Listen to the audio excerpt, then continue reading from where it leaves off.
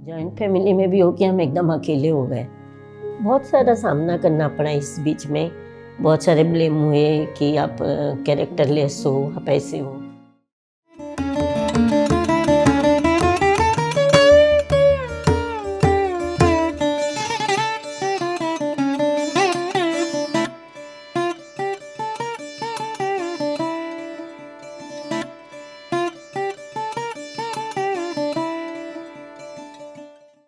मेरा नाम मंगला मोदी है। मैं कटक उड़ीसा से हूँ।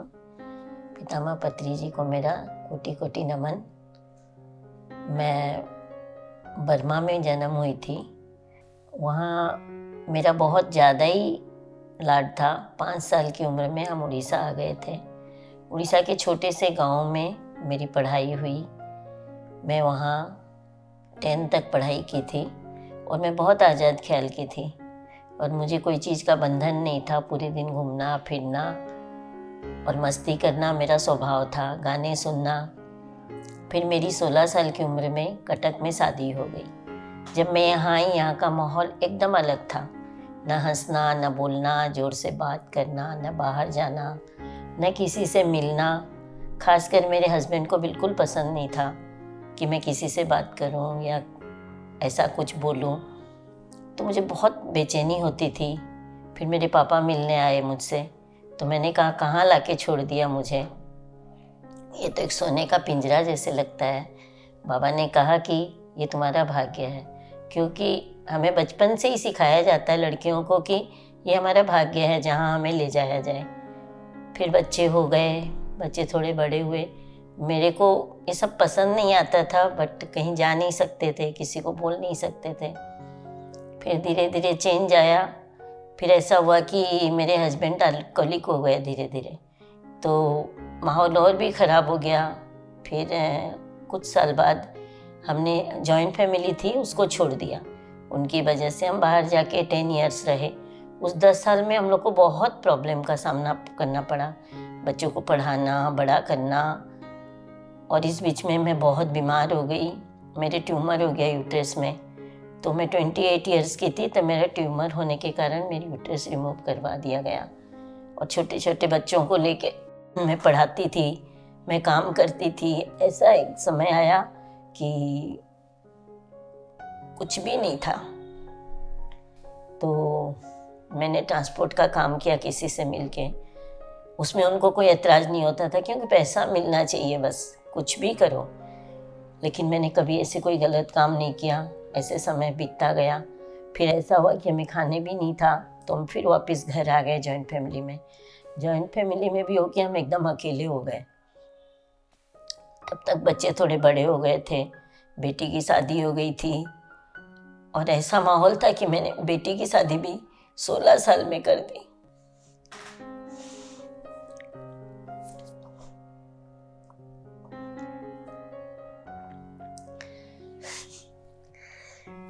फिर चलता रहा ऐसे ही। बच्चे बड़े हुए, बच्चों की शादी हो गई। बहुत सारा सामना करना पड़ा इस बीच में। बहुत सारे ब्लेम हुए कि आप कैरेक्टरलेस हो, आप ऐसे हो। पर ऐसे धीरे धीरे उनको पैरालिटिक अटैक आ गया। से होते होते 2011 में उनकी डेथ हो गई। डेथ के बाद मेरा एक टर्निंग पॉइंट आ गया, क्योंकि मेरे बच्चे बहुत आज़ाद ख्याल के मेरी तरह। उन्होंने मुझे किसी चीज़ के लिए नहीं रोका। उस बीच मैंने जो पढ़ाई मेरी छोड़ी थी, मुझे इंग्लिश पढ़ने का बहुत शौक़ था, मैंने पढ़ाई की। मैं बहुत घूमी, जो मेरी इच्छा थी। मेरे को फॉरेन ट्रिप जाने का बहुत शौक़ था, मैंने खूब घूमा। फिर ऐसे करते करते मेरे को ऐसे लगता था कि ये तो मेरा लाइफ नहीं है। फिर मेरे पापा, बचपन से हम लोग देखे, पापा विपस्सना में टीचर थे इगतपुरी के। वो बहुत बोलते थे इसमें आ जाओ, तुम्हारा मन शांत हो जाएगा। बट घर का माहौल ऐसा था कि समय नहीं मिलता था कि हम ध्यान करें। पर 2014 में कटक में ही मदर इंडिया के यहाँ पत्री सर आने वाले थे। उन्होंने बोला कि आइए भाभी, आप मिलिए। ठीक है, आप ध्यान नहीं करेंगे।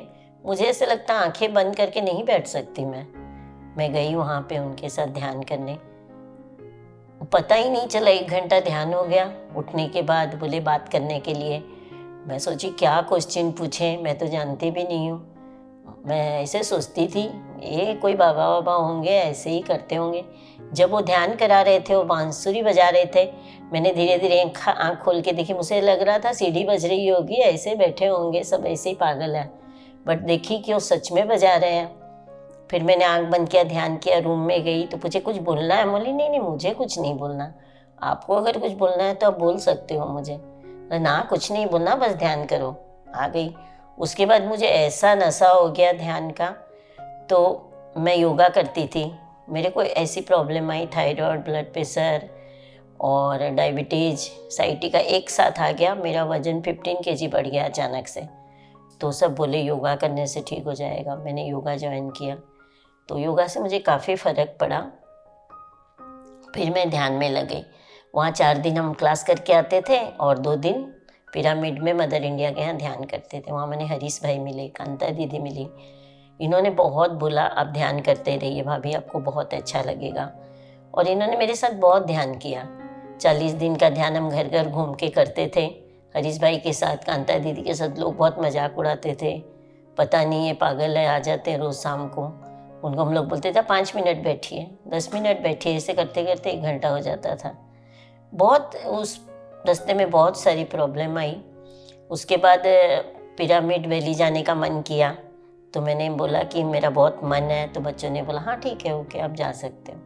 मुझे वहाँ जाके इतना अच्छा लगा। वहाँ का एक्सपीरियंस है कि हम गए और पत्री सर स्टेज से उतरे, सबको वो चंदन लगा रहे थे और हमें छोड़ के चले गए। मतलब सबको लगाए और मुझे इतना रोना आया कि क्या बात है, मेरे पास तो आए और मेरे को देखे भी नहीं, और मैं हाथ बढ़ाई तो अपने घूम के चले गए। मुझे बहुत तकलीफ़ हुई।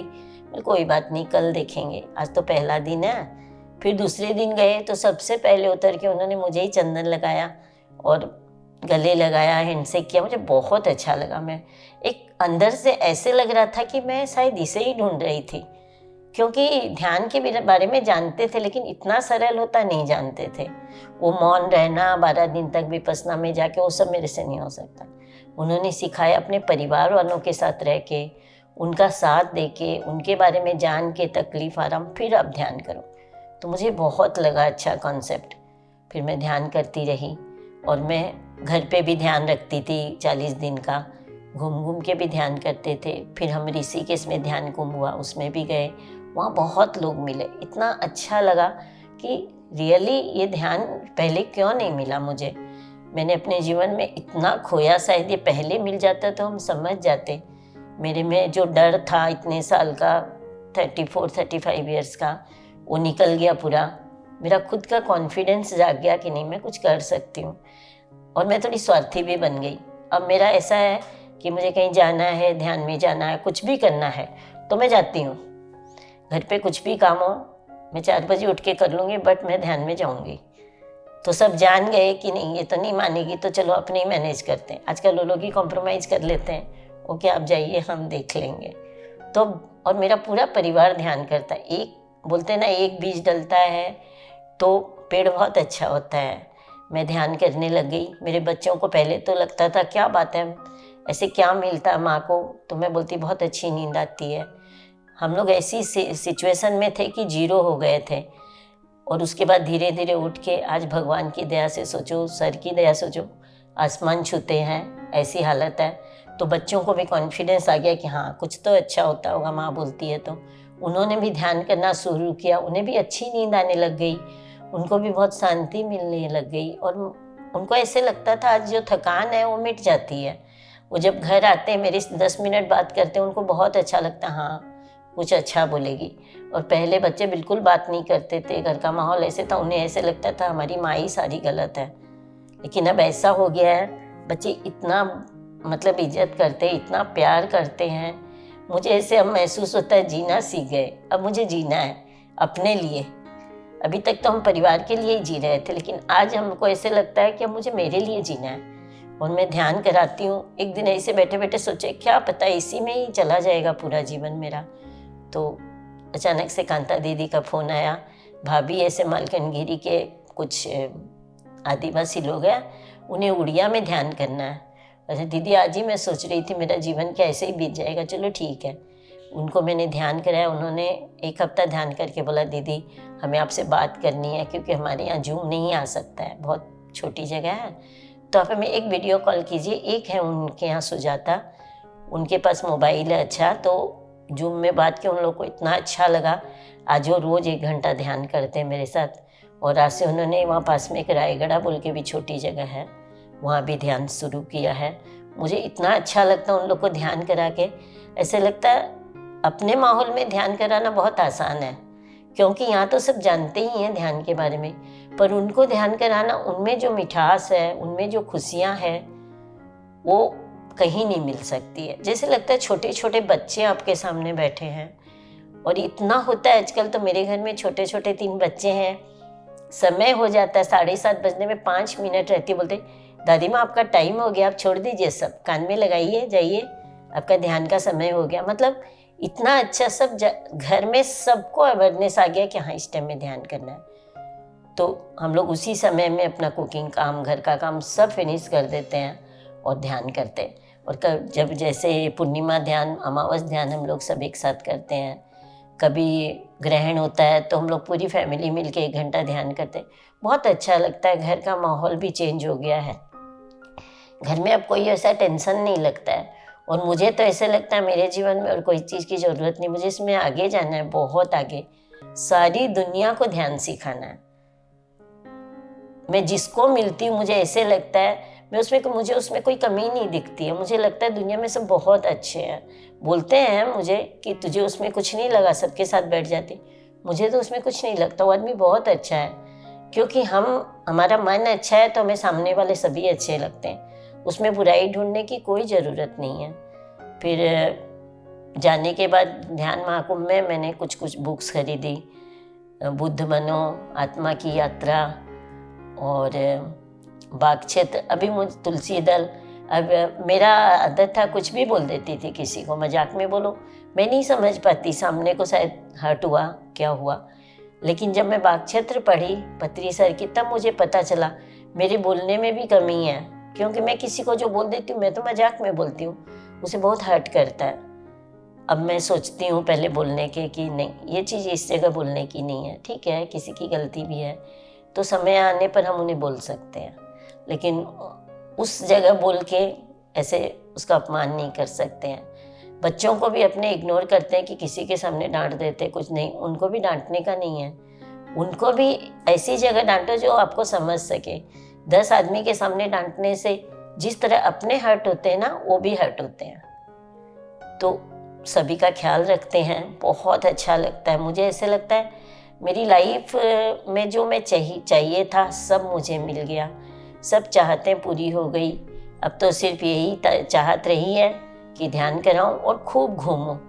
मुझे घर की कोई चिंता नहीं है, मेरे को कोई मनाही भी नहीं है, मैं कहीं भी जा सकती हूँ। तो मेरी यही इच्छा है। ये लॉकडाउन में इतना बढ़िया हुआ कि रागिनी मैम का 100 डेज़ का क्लास की मैं, मेरे ये 6 महीना में मैंने सारी मेडिसिन छोड़ दी। अब मैं कोई मेडिसिन नहीं लेती हूँ, मुझे कोई प्रॉब्लम नहीं है।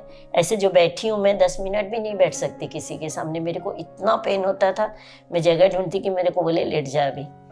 और आज मैं पूरा दिन 8 घंटा 10 घंटा बैठ सकती हूँ, ध्यान भी कर सकती हूँ, बात भी कर सकती हूँ। एक ठहराव आ गया जीवन में, जो ऐसे लगता था अभी करना नहीं, बहुत शांति आ गई, बहुत ठहराव आ गया और इतनी मिठास आ गई। अब घर में किसी को बोलने के पहले सभी सोचते रहते कुछ बोलती ही नहीं है, और बीच में इतने जूम सेशन हुए, सब में घुस जाते थे। तो घर वाले ऐसे बोलते थे, आप तो पूरा टाइम कान ही बंद रखते हो, हमसे कब बात करोगे, क्या मिलता है आपको? मैं बोली मिलता, मुझे नहीं मिलता, तुम सबको मिलता है। मेरे कान बंद रहते, मेरा मुंह भी बंद रहता है, मेरी आंखें भी बंद रहती है, तो सारी शांति हो जाती है ना, कोई बोलने वाला ही नहीं है। तो जूम सेशन को भी थैंक यू, और जो लोग ध्यान करा रहे हैं थैंक यू। और जब हम ठहर जाते कहीं तो हमारी कांता दीदी फ़ोन करना स्टार्ट कर देते, कहाँ हो, कहाँ छुप गए हो, चलो आ जाओ सामने।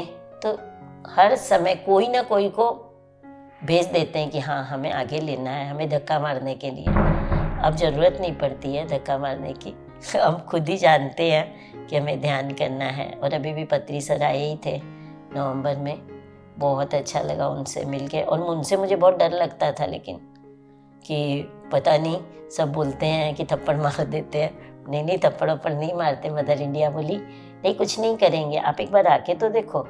तब अब डर निकल गया है। और एक ऐसा हुआ कि हम ऋषिकेश गए थे। थोड़े दिन पहले मेरी मम्मी की डेथ हो गई थी, तो पापा मम्मी कोई नहीं रहे, तो हम लोग ऐसे ही मिलने गए उनसे। तो ऐसे ही मेरे मन में क्या आया, मैं बोली आपको तो अम्मा बोलते हैं, तो पत्री सर क्यों बोलते हैं? आपको तो, इनको तो अप्पा बोलना चाहिए। बोले मुझे तो आज तक कोई बोला ही नहीं कि मैं आपको अप्पा बोलूँगा। तो मैं बोली मैं बोलना चाहती हूँ। तो बोला अम्मा को परमिशन लेना पड़ेगा मुझे अप्पा बोलने के लिए। बोले ओके, मैं ले लूँगी। अम्मा मैं इनको अप्पा बोलूँ? क्यों बोलना है?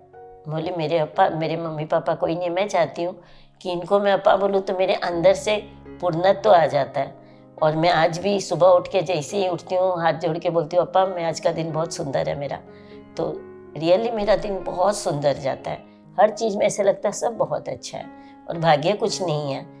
और जो अब पहले दोस्त देते थे, मेरा हस्बैंड ऐसा, मेरे बच्चे ऐसे, मेरे सास ससुर ऐसे, लेकिन ध्यान में आने के बाद जान गए वो मेरे कर्म थे किसी न किसी जन्म के, तो वो हमें चुकाना है। ये कार्मिक अकाउंट है। अब मेरा इसी जन्म में सारा क्लोज हो गया, तो अगला जन्म लेने की कोई ज़रूरत नहीं है। मैं चाहती हूँ बहुत खुश रहे सब। सबको मेरा बहुत बहुत धन्यवाद और बहुत बहुत शुक्रिया।